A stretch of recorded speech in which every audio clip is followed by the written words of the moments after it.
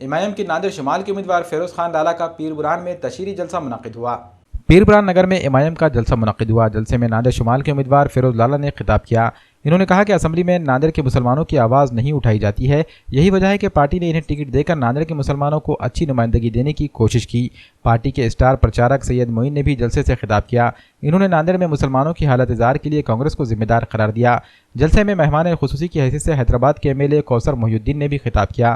اس موقع پر ضلع صدر امجد بیگ، ایڈوکیٹ مشتاق، شہر صدر سید فصیح، حیدرآباد کے کارپوریٹر راجندر یادو، نواب بیگ و دیگر لیڈر و کارکنان موجود تھے۔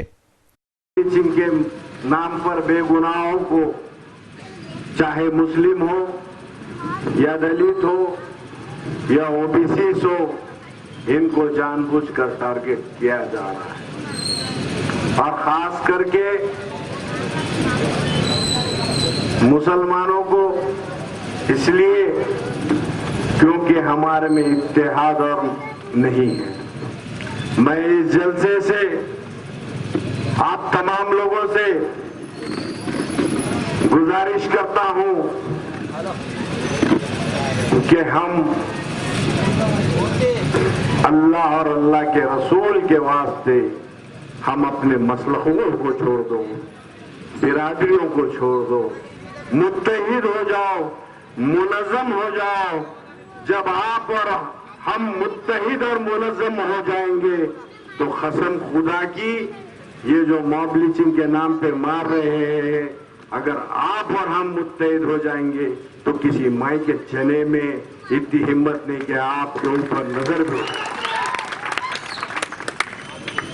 مگر ہم کو متحد ہونا پڑے گا۔ یا پھر فسادات ہو یا کہ پھر مسلم ملت کے لیے، قوم کے لیے آواز اٹھانے والی کوئی ایسی بات BP ساونت نے اسمبلی کے ہاؤس میں کی ہے تو بتلا سکتے ہیں۔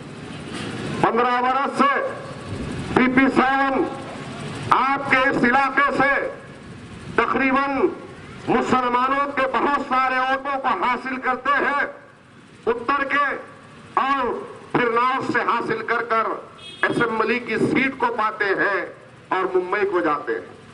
لیکن بتلائیے کہ اتنے برس کے آپ کے ووٹوں کے استعمال کے بعد میں BP ساونت کا کوئی ایک ایسا بیان ہوگا جو مسلمانوں کے حق میں ہوگا، جب مسلم مسائل پر آواز اٹھائی ہوگی، یہ ہرگز نہیں ملے گا۔